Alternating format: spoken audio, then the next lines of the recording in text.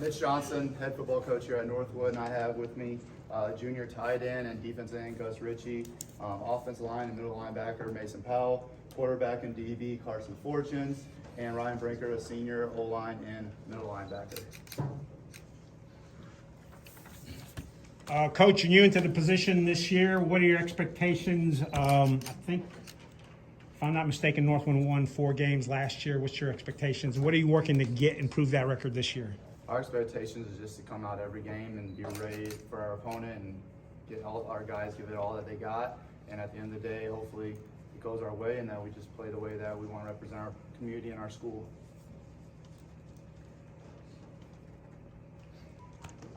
You had a Jamboree, Jack Shaner Jamboree Friday night. What were you most impressed about during that Jamboree? And tell us what some of the improvements you need to do with your team. The tempo and the energy that we played with. And one thing that we can get better at is we just need to continue to do our job and improve on defense, improve like our read keys and just playing at even faster level and energy level as well. Do you want to go through each one of your players up there, what you've been impressed about so far? Because again, this is your first year here as a coach. You coached at, is it Iredale last year? Yeah, this is my 4th head coach, yes sir. Okay. So Gus Ritchie, he's just off the ball as a defensive end, and I'm very excited to see, how many sacks he can put together. He's very violent off the edge, and at tight end, we're excited. Hopefully between the amount of sacks and pancakes we add up and catches and touchdowns, we're hoping that we got ourselves a, not just an all-conference, all-state, hopefully an all-American. Mason Powell here, he's the pretty much captain of our O-line here with Mason, with Ryan Brinker and also our middle linebacker. Mason's just a really good leader. He's our vocal leader. If you hear anybody's voice, it's usually him on the field, which is a good thing. And then you have Carson Fortune, who's kind of the leader of our offense and probably the defense as well. He's kind of calling things in. We expect big things in keeping him healthy. I think for him, the ceiling is super high. And then Ryan Brinker is he's that energy guy. He's the guy that doesn't have to speak very much. Everybody just kind of follows him by his actions and his behavior, and he represents what it means to be a Northwood Charger. This year, Northwood's been reclassified into the 1A, 2A Mid-Carolina Football Conference. So you've got all four of the Chatham County schools are in the same conference. What's your feel for the conference? Because it's a 1A, 2A conference. Have you had a look beyond just the Chatham County schools as to who's out there? Because I think Southeast Alamance is out there. That's the new school up there. So, we know that every week we just got to come ready to be prepared and play at our best and not to sleep on anybody. And we're going to treat every week like it's a Super Bowl, and we're just going to come out ready to play every week.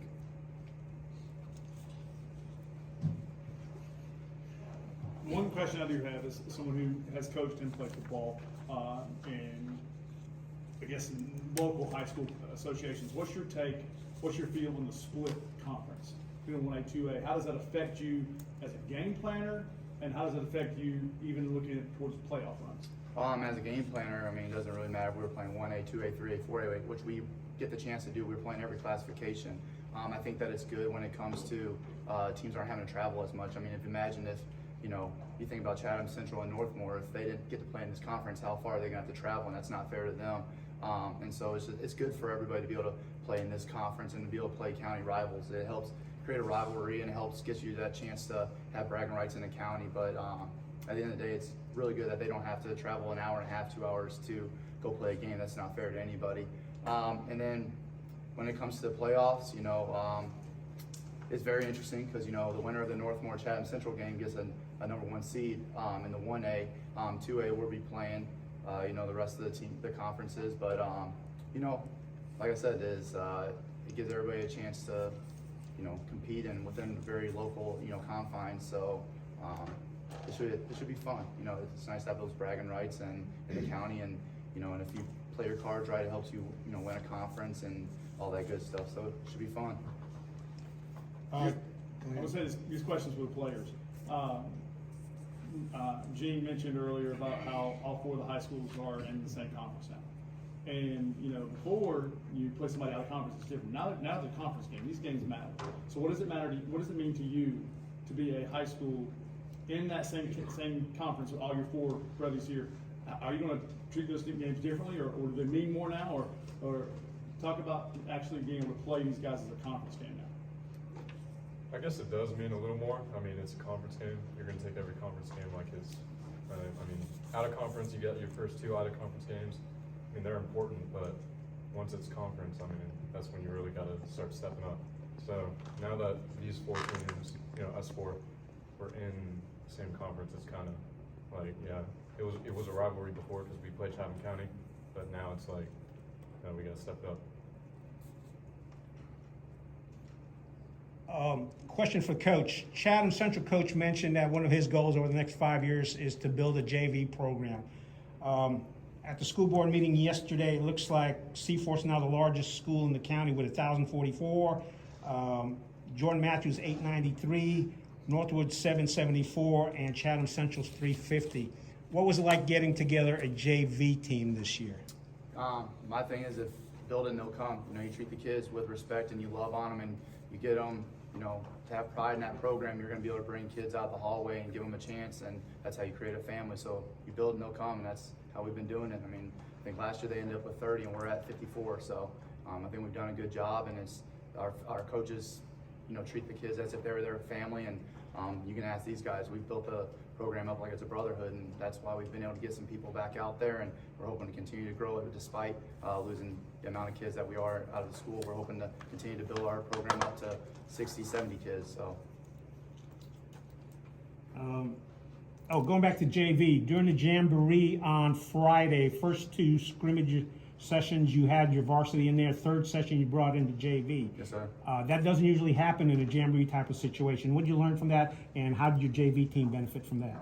Well, I think when you get to play a 3A varsity team, I think when your JV is able to play with them, it gave them some confidence. And I think the one thing is that they also got to hear or got to see these guys cheer on them, where a lot of people don't give their JV an opportunity. They got to have their varsity brothers kind of coach them up and cheer them on. And then when you compete with a Southern Lee varsity team, it means something. I took a look at what we had, and I was like, hey, let's give them a shot. And and they went out there. They had no idea that they were going to be going up against Southern Lee, and so I thought that they answered the call very well. Speaking of coaching up players, Carson, I saw you out there talking to the JV quarterback. What kind of things were you telling him while he was up there? First thing I told him was we were on the 1-yard line. We called a QB run just straight up the middle, and he bounced it outside. We ended up getting a holding from our tackle. So I told him, don't do that again. It's stupid. I mean, you're not going to be able to they're not going to stop you if you just run straight up the middle. That was the first thing I told him. And that's probably exactly what he said to him. Probably a cleaner version. Yeah, that was a little cleaner version. But he's been doing really good. Straight up freshman. Yeah, so. 14-year-old. He's a really good baseball and basketball player. So I think he'll be, next year, starting, he'll be pretty good.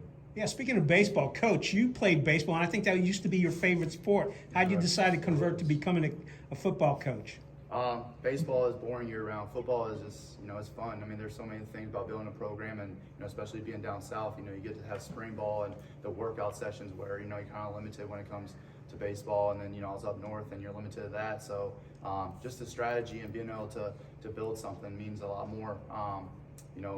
Baseball is, I love it, but football, the game managing and the strategy and the year-round stuff, you can't beat it. So. With the number of players you have this year, you also have, did all 4 of these guys play both sides during the scrimmage? At some point they did, yes, okay, because I think even the quarterback, you didn't just play QB during that whole Jamboree. What's the benefit of being able to do that? So one thing is through the summer we talked about building depth. So all these guys know their position. Every 54 of those guys can play another position on the other side of the ball, and most of them can probably play another position on the offense or defense side ball, whatever they're majoring in. So one thing that we want to do is be able to build depth so that we truly believe in, you never know, the next man up mentality, and we just want to make sure that everybody knows their job and they understand the offense and the defense from every focus point. All right, question for the players. Gus, what have you learned? What are some of the most important things you've learned from the coach the last few weeks? I think really, being a leader, how to hold yourself on a higher standard, especially since we have a JV team now. We have to show them we have to lead by example, and also, playing to your capability and, focusing not on, just your team, but on yourself as well. And he's given us the amount of opportunities to do that. So every day at practice, you're always learning something, and you're getting better and better every day. So. All right, Mason, what did you learn? Over the past couple of weeks, I've learned kind of a different style of leadership, really. I gotta get away from just like hearing my voice on the field all the time. It's gotta be more of a do it, don't say it kind of thing, and just get into like not just like kind of yelling when something doesn't go right, and more of just next play kind of mentality. See everybody smiling up there. Carson, same question for you. What's the biggest thing you learned from the coach? Game plan. I think last year our coaching staff, we didn't game plan enough to, like, some games we didn't even watch film. I think now the X's and O's, it's a lot better from last year. So that's one thing I've learned. How to watch film and see what they're doing, how they're lining up, and how we can beat them based on what they're doing. And Ryan, how about you? That it's just really your brotherhood, and we just gotta look out for each other. It's a different style, kind of like they said, it's a different style of leading. We're more of a team, a unit, and that's really gone into effect over the past few weeks. Okay, my last question for the coach. What was the toughest interview question you had? For them, it was, I was third head coach in 3 or 4 years. They just, how long do you want this stop to be, or and so that was one of the questions that I got asked, and that's a hard one because I want to be here as long as I possibly can be. You just always follow what God's plan for me is, so it's kind of hard to speak onto that. But I just tell him, as long as God tells me I'm going to be here, this is where I'm going to be. So that was the hardest question for me because you can't ever predict the future. All right, guys, last question. One word, what does it mean to put on the Charger green and gold? One word. Family. Brotherhood. I'd say brothers. Yeah. Yeah, family, brotherhood. That's it. Thank you very much. Let's get that team picture.